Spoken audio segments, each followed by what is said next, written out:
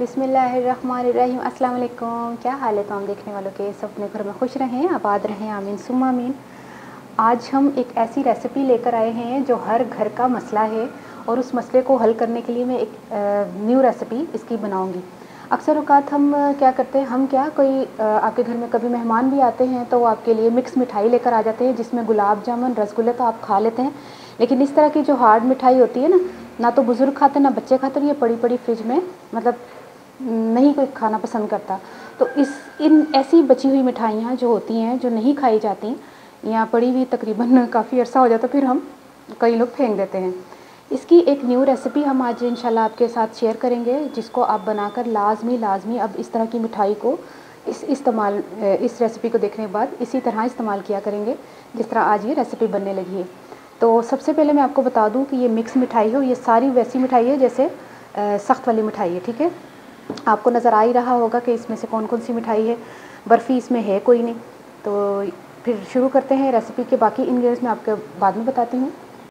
अच्छा, सबसे पहले हमने क्या करना है कि इस मिठाई को थोड़ा सा चूरा कर लेना है।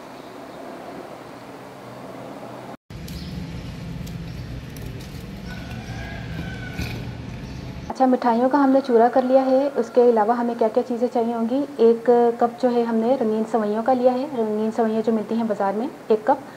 चीनी हम कम ही इस्तेमाल करेंगे क्योंकि ऑलरेडी मिठाई में मीठा होता है, तो 2 से 3 खाने के चम्मच हम चीनी इस्तेमाल कर लेंगे। 2 से 3 खाने के चम्मच हमने मैंगो कस्टर्ड पाउडर लिया है, बादाम पिस्ता गार्निशिंग के लिए, और 1 लीटर दूध, और इसी दूध में से हम थोड़ा सा दूध निकाल के कस्टर्ड पाउडर को घोलेंगे। तो फिर शुरू करते हैं। थोड़ा सा दूध हमने इसी में से निकाला है जो 1 लीटर दूध है, तो इसमें कस्टर्ड पाउडर डाल के हमने इसमें अच्छा इसको अच्छी तरह मिक्स कर लें। चलते हैं चूल्हे की तरफ। दूध को उबालने के लिए हमने चढ़ा दिया है। जैसे ही उबाल आ जाए दूध को इसमें सेवइयाँ डाल दें और चीनी डाल दें। इसको 5 से 6 मिनट हमने पकाना है। अच्छा, ये देखिए सेवइयाँ पक गई हैं। अब इसमें हमने मैंगो कस्टर्ड पाउडर थोड़ा सा डाल दें। बाकी मैंने बचा लिया क्योंकि इतना ज़्यादा थिक नहीं चाहिए हमें, बाद में ये फिर और थिक हो जाएगा। अच्छा, तकरीबन हमने इसको 2-3 मिनट हमने पकाना है, फिर हम इसका चूल्हा बंद कर देंगे। अब हमने क्या करना है, कस्टर्ड को ठंडा कर लिया है। कस्टर्ड गरम गरम नहीं इसमें जाएगा, जो सेवइयाँ हमने पकाई हैं। सबसे पहले किसी बर्तन में आपने जो मिठाइयों का चूरा किया हुआ है उसकी एक लेयर लगा दें। बाकी अगर बच गया तो हम दरमियान में भी डाल लेंगे। ठीक है, अब इसके ऊपर हमने जो है वो सेवइयाँ जो बनाई थी वो डाल दें।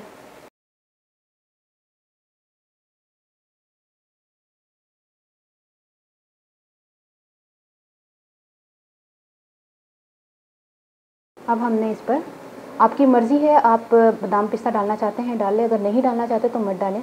कुछ लोगों को बादाम पिस्ता और ऐसी चीज़ें नहीं पसंद होती तो मत डालें। ठीक है,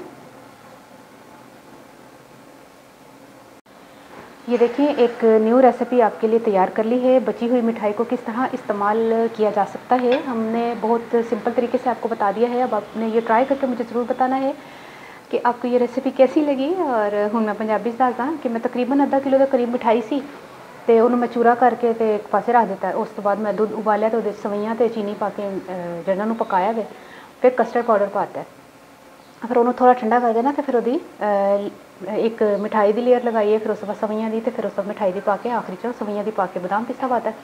सिंपल तकरीबन भी 10-12 मिनट की रेसिपी है। ट्राई करके मैं दसना तो रेसिपी कैसी लगी। अपनी नाज़ो याद रख लेना। ओके, अल्लाह हाफिज़।